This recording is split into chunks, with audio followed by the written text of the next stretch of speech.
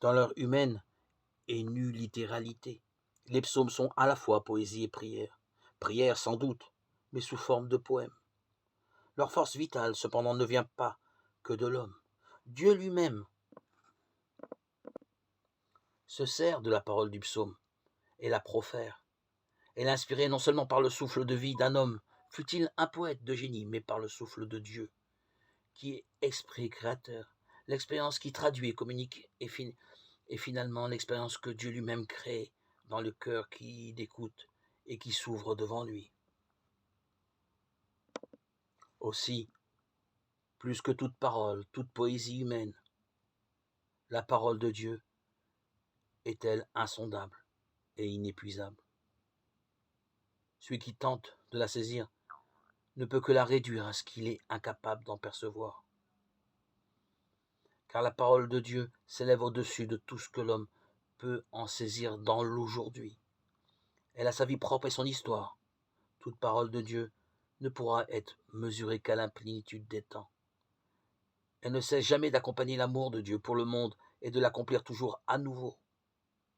C'est pourquoi la signification de la parole de Dieu ne peut être établie une fois pour toutes. Cette parole est pleine de vie, elle engendre la vie en celui qui l'écoute. Dans sa parole, Dieu est constamment en train de créer.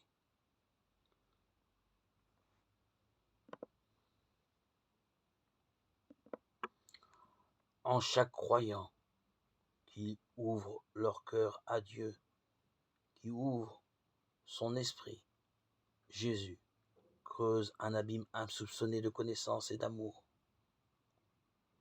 Dans ce processus, les psaumes occupent une place à part.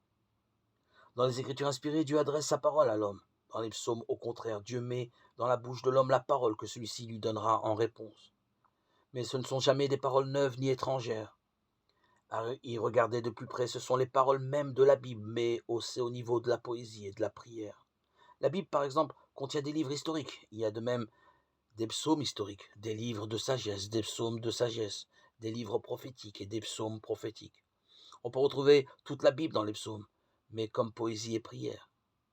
Dans la parole des psaumes, la Bible atteint un sommet de vivante actualité, de force créatrice. Certains trouvent tant de saveur au livre des psaumes, plus qu'en tout autre texte de l'Écriture. Dieu a inspiré dans certains pauvres cœurs,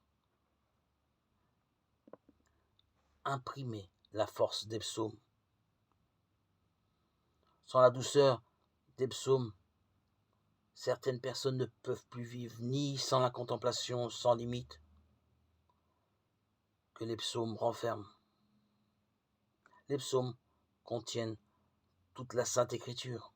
Oui, les psaumes contiennent toute la Sainte Écriture et n'en sont pas seulement un résumé. Ils sont réponse vivante de l'homme à la parole de Dieu. Une réponse qui ne vient pas de l'homme seulement, mais qui est suscitée dans son cœur par la parole même de Dieu.